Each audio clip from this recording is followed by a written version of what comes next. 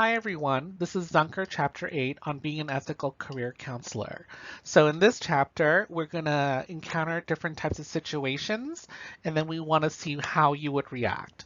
And basically this chapter talks about, what you should do and what you should not do as a professional in this field.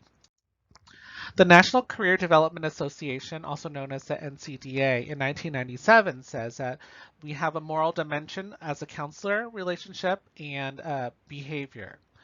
We have competency requirements, which basically means that we are required to be educated in this field and informed in this field. Confidentiality basically means privacy and respecting that. Informed consent basically means that we need to let our clients know exactly what's going on as we develop this relationship with the counselor. There's also the misconduct, which is basically misbehavior, and then violation of trust and care and what to do when that happens. Does not include each and every circumstance and situation that involved ethical behavior because there's no way to list everything. That book will be super, super long.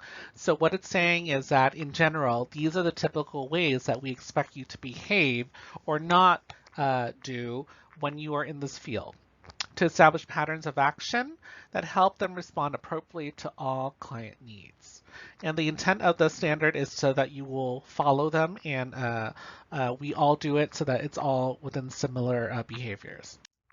Some boundaries of ethical competence. Client welfare should be the counselor's ultimate concern.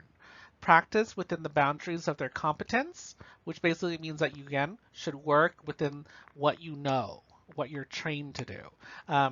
So that's determined through your education, your training, supervised experience such as an internship, credentials, which basically means your degrees, and then appropriate professional experiences. And again, that can be tied into your internship and then also just work.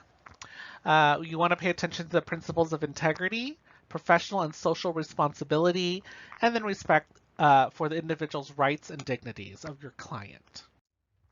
So here's an example. You are a counselor. You encounter a new, highly touted standardized measurement instrument that you have not used. So basically a new assessment that you've never done before or conducted before with a client.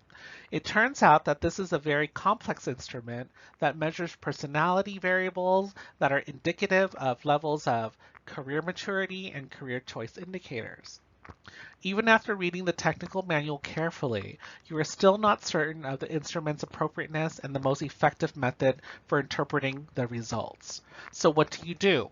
Why don't you take a second, maybe pause this right now and start thinking about this. Do you use it? And if you want to use it, why? Or do you not use it and why? Pause and think about it. All right, so the answer is obviously you're not going to use it because after you've read the manual, you still kind of don't understand what's going on and you actually don't necessarily know how to grade it either or score it. So you definitely do not want to use that assessment. You cannot just say, well, we'll try and figure it out. No, you need to be properly trained. Example of a violation, Counselor A accepts a position in a mental health agency to provide career-related counseling to a client population that is primarily from Asian families. Counselor A has no previous experience in counseling or accessing Asian clients. So should they continue or should they not? Let's go to the next slide and find out. So the violation results, they need supervised training via the APA and the NCDA. So both of these organizations basically say this person needs to learn more about the Asian culture before working there. So they can still work there, but they need to start learning about it before they start working with the clients though. So example of a violation, Counselor B, who has specialized in career counseling of adults, has been in private practice for several years. A local business organization that refers a lot of clients needs a favor to administer a specific individual intelligence test on one of its employees. The results were to be used in a high-stakes decision concerning a promotion to an important position. Counselor B informs the organization that she has not given an individual intelligence test for several years and did not take a graduate course in individual testing. The organization says, I need the information back immediately and that she should do her best. Realizing that she might lose a most important referral source, she's agreed to administer the test. Let's find out what violations are being committed. So the violation results, performing functions in which she is not appropriately trained. She even openly said it. Issues of promotion based on the results from a single standardized test of intelligence. Like we talked about in previous chapters, you don't want to judge everything about a person on one test because maybe they're having a bad day. So if they score low that day, suddenly their entire lives could be affected, right? So imagine when we were talking about you applying for college, we want to look at your GPA. We also want to look at your extracurricular activity, your personal statement, and then additional information as well. Your SAT scores or whatever, because one of those things might be very low. And if unfortunately use that one to determine who you are as a person, that would really significantly affect you as a person, right? So again, we don't want to use just one thing to base an entire promotion for. Clients' rights of information about the purpose and anticipated courses of action in the use of any and all assessment results. So if they did not let that client know, that's also another issue as well. Some boundaries of confidentiality. Principle of client's rights is to privacy is a key element in counseling relationship. So what that basically means is that when you talk to your client at the beginning, before you start this, you want to let them know that this is all going to be between you and that person. Okay, unless you're an intern or, you can say that there's also like the supervisor, head supervisor will also have the right to know what the situation is. But then other than that, we will be, all this information will be kept private. We're not going to tell your parents, we're not going to tell your friends or anything like that because we respect your privacy. And once a client knows that you are being respectful of their privacy, they're more likely to open up and talk to you about their deeper concerns. Okay. Client expects the discussions of private events and thoughts revealed to counselor will not be shared with others without their consent. So maybe if it needs to be shared with another person, you would ask them to sign permission so that you can reveal those information. And that could be for court cases, and that is dependent on the situation as well. Okay. Example of violation, Counselor C shows a client's personality inventory profile to a student worker in a high school counseling center and remarks that this case is going to be difficult. So the violation results for that one would be that the casual conversation about clients can result in ethical misconduct. So this could happen, right? We're not saying it will, but we don't want to do that, or we want to reduce that potential. Okay, information on a personality profile can be grossly misconstrued by an untrained staff member who shares the information with someone who then makes further misinterpretations. So what that is saying is that maybe the word difficult is defined differently by the professional who understands what the results are compared to another person who's untrained. So difficult might mean awful, right? And then suddenly that word is being used to describe that person, and then they gossip or they talk to another person and say, oh no, that person's described as being awful. Then again, that might be changed to something like terrible or really bad or really stupid or something like that. And then suddenly the information is now no longer accurate. So that's why there's a violation there. Example of a violation, Counselor D is very busy overseeing and providing career counseling services to a steady stream of students. A university professor asked to use student files to gather data for a project. Excited to work with this well-respected professor, the counselor collects the data from open files without the consent of the students who had used their career services. So what that is basically saying in this situation is that a bunch of students did an assessment. One of the professors in the school says, can I use that information for my research? And because you want to work with that professor, because you really like that professor, you're going to then give all that information to the person. Okay, so let's see what kind of violations there are.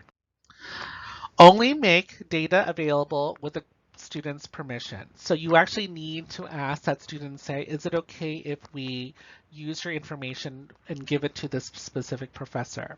And you also need to let them know that you need to provide data in a manner that would disguise the identity of each student. So that means potentially hiding the gender, ethnicity, depending on if it's, a particular ethnicity. Let's say that there's only one Asian person in this group. So just by identifying Asian, we know exactly who it is, right? So depending on the situation, you might not want to do that. But definitely get rid of the name, CIN number, or whatever the student number is, or social security or birth date. Information like that could reveal who that student is. So if you're going to provide information, you're going to want to delete that stuff before giving it to that specific professor to work on the data. Example of a violation. Because of a client's serious personal problems, Counselor D decides to refer this client to another professional located in a nearby mental health agency. The counselor received written permission to give another professional information gathered in the interview and subsequent counseling sessions. Some contents of the confidential information sent to the mental health agency were leaked to a relative of the client by a part-time clerk. An investigation of the agency revealed that security for confidential information was meager at best. Information about clients could be assessed by a number of workers at the agency. So already right there, you can think about some of the violations that are happening. The violations are mental health agency has violated privacy violations.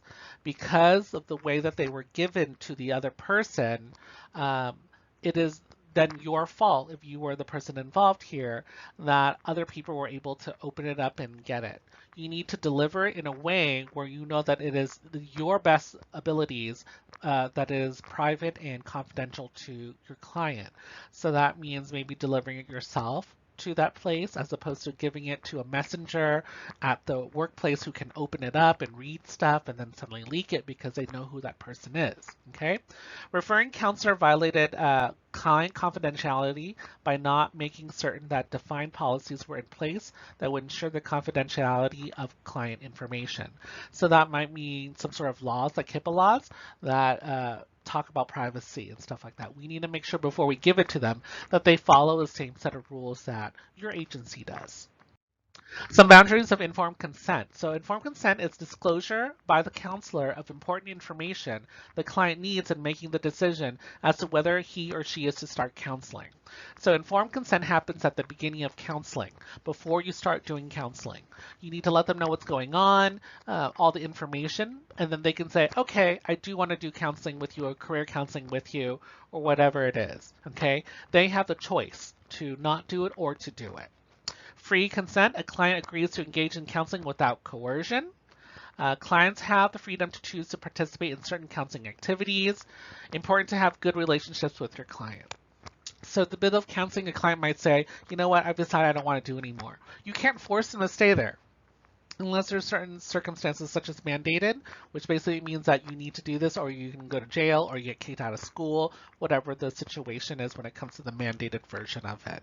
But otherwise, clients are allowed to quit whenever they want to. You have the right to say, you know what, can I ask why?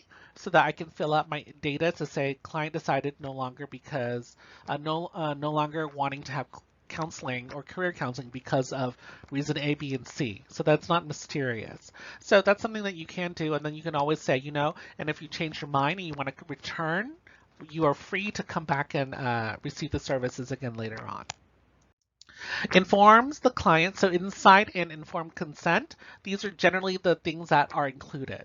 Goals, techniques, procedures, limitations, risks, and benefits of counseling. So you need to let them know. After they go through all this counseling, it might not even work, right? But we're going to work together and try to make sure it works. Ways in which diagnosis, tests, and written reports will be used. How much they're going to get charged, if they're going to get charged, the billings and fees, and how they're going to be charged, like is it going to be invoiced through Medicare or whatever it is. Confidentiality rights and limitations. So obviously you and the client will be confidential, but if it's in a group counseling setting, then there's no promise of confidentiality. Those are the limitations.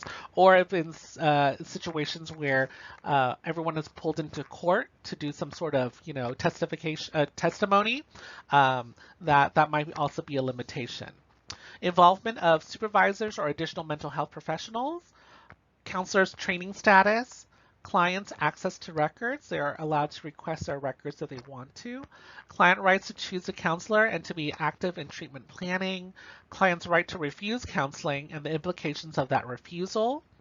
Clients' right to ask additional questions about counseling and to have questions answered in comprehensible language. So if the client is comfortable in Spanish or in Chinese, then you need to make sure that they understand those things in Chinese or in Spanish.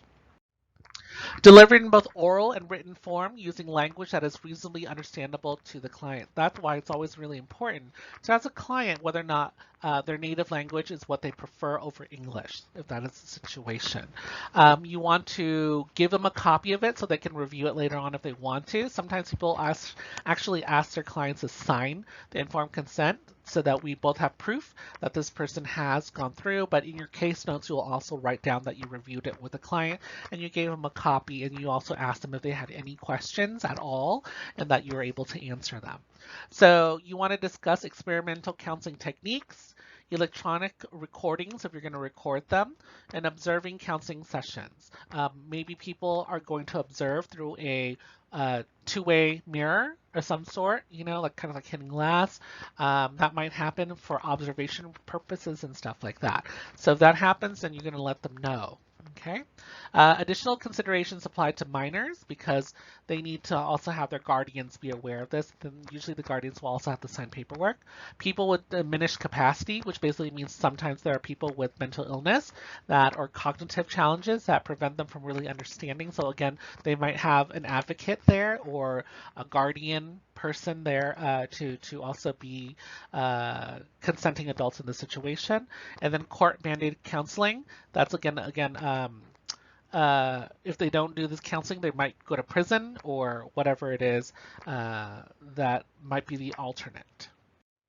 Some boundaries of measurement and evaluation, informing the client of the purpose and explicit use of test results. Recommendation that counselors are to recognize the limits of their competence with assessment instruments. Use instruments that meet the standards of validity, reliability, and appropriateness. Again, things like this we've already discussed, right? Administration of the test should follow directions in the test manual. So there is always a standardized way of giving out assessments.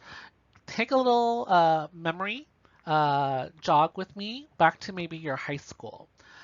Maybe you were taking the SATs. Usually everyone takes the test at a specific time, maybe in the morning. You don't really take the SATs in the evening or anything like that. Usually the person who is proctoring the exam or the assessment is reading word for word exactly what to do. They're not going to go, hey, just fill this out as best as you can. No, they're going to say, for number one, fill out the bubbles for your name. Right? That way we know that at any place in the country that's taking the SATs, that it's not because of the teacher or the instructor or the proctor who is going to influence or bias it in any way, because everyone's reading it in the same way. Okay? So you should follow the directions in the test manual. Do not use tests that contain obsolete data. Again, that's something that happens, let's say, back in the 1940s, certain things were seen in a very specific way that is no longer seen in 2019, let's say. So you don't want to use a test from the 1940s if there's a newer version, an updated version that's more appropriate for 2019, because the scores will be then different and not appropriate. Examples of a violation: groups of community college students were invited to the Career Center for help in choosing a major. During the course of discussion, students are invited to take the interest inventory to help them decide on a college major. Told to stop by and pick up their results the next day. Those who want more advice can make an appointment to see a counselor or join a group for more information. So think a little bit about the different types of violation that can happen in this situation, and then we'll go to the next slide. So the violation results for this is that all test results, including interest inventory, should be placed in a proper perspective with other relevant factors in the career counseling process. So again, you don't just give everyone one specific one just because they're in a group, okay? You have to make sure that there's a reason why these people are taking this assessment. And then release of test data to clients without the interpretation of the results and the meaning and proper perspective of those results is a serious violation of ethics. Basically, that means as you know how the person in the story says, oh, come pick it up, and if you have questions, just ask. Well, the ones who don't have questions might actually interpret the results incorrectly. So that means that you have ethically violated that person. So you want to make sure that everyone who takes this also meets with you and understands exactly how to interpret this assessment. Okay. Example of a violation. A student in university psychology class obtains an appointment with a career counselor. Tells the counselor that he has a personality disorder. Although he has made a definite career decision, he has doubts about his abilities to accomplish his goals since I might have a personality disorder. The counselor lets the student know that diagnosing a personality disorder may take time. The counselor tells the client to come back after school break for an appointment, but if there's an emergency, he should find a professional near his home. The counselor also offers to help find a qualified person to help. The student insists on another way of finding out during the break. The counselor suggested that he take a personality inventory on the internet and bring the results for interpretation when he returns from the break. Take a moment to think about the violations that happen in this situation, and then we'll go to the next slide. Violation results are that the counselor are to use only test administration and interpretation services for those for which there is sufficient evidence of their validity and reliability and appropriateness.